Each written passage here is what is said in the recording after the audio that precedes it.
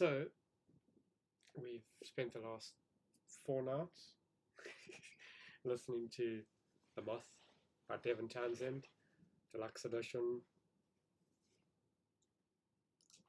24 tracks on like the first album. That's our cat. 24 tracks on the second part of it. It's kind of like two parts. The heavy rocking Devin Townsend singing 24 tracks, and then the afterlife, which is just like the orchestra opera kind of versions of the same songs.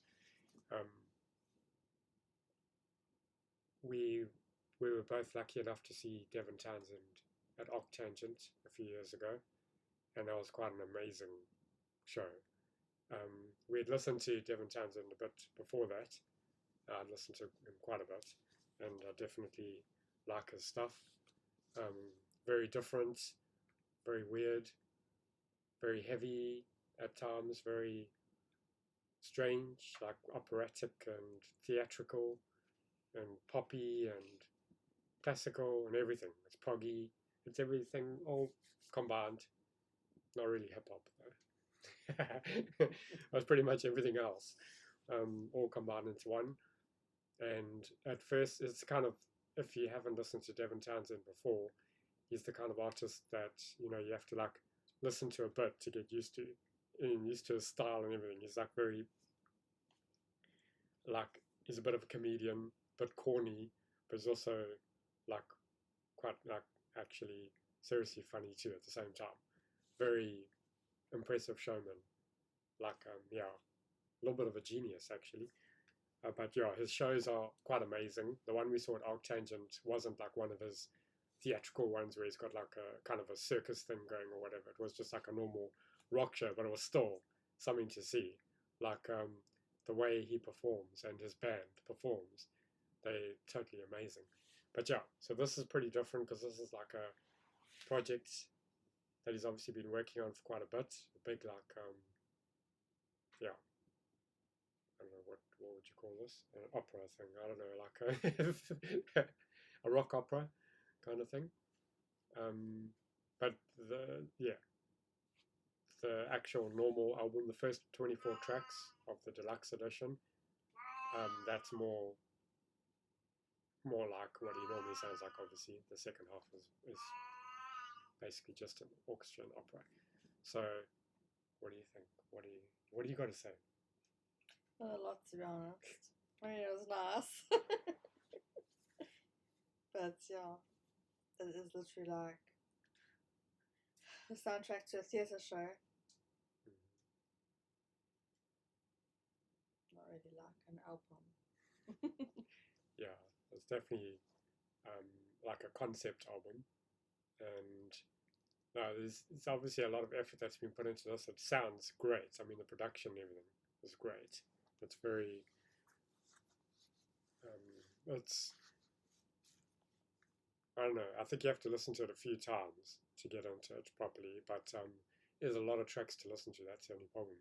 Like it would take a lot of time investment into this to like reap the rewards of repeated listenings, getting used to how it all goes.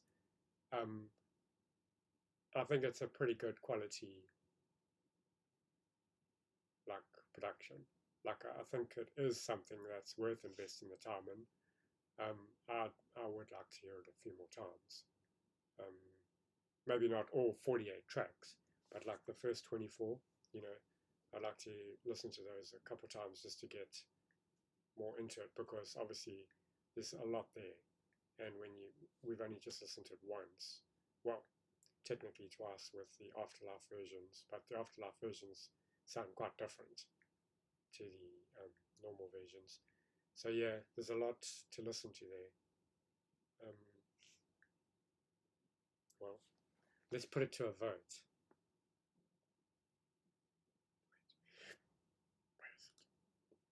Okay. 3, 2, 1. What? Gave it up as well. That's a double up. Okay, so wow. How come a double up? I mean, it's good. How did we end up with a double up here? Oh, that's good, I eh? didn't say it wasn't good. Okay. It's just not my cup of tea. There you go. Even after watching him live. I mean, the style of this is quite different to what he did live. Yeah. And his normal sound. Yeah. To be honest, so. Yeah, it's true. Like, if you had just played me this and said, guess who it is, I don't know if I would have guessed. Oh, you probably would have guessed. I don't know. Oh, yeah? Well, the first 24 tracks where he's singing and playing. Yeah, but it's still not like his typical sound, is it? Yeah. So, He's got a great voice. It's amazing how he can sing. I mean, he literally sounds like a proper opera singer, isn't it, if he wants to? You know, and then he can literally sound like whatever he wants to sound like. It's a very interesting character. If you haven't listened to Devin Townsend before, listen to him. You'll be surprised. He'll take you on some adventures. Definitely worthwhile, I think. Maybe don't start with this album. Start with like, you know, one of the earlier albums or whatever. But yeah, there's definitely a lot of stuff worth listening to along the way. So I wouldn't, yeah. But this is definitely worth listening to, I think. And look at that, I got a double up. We don't often give things a double up. See?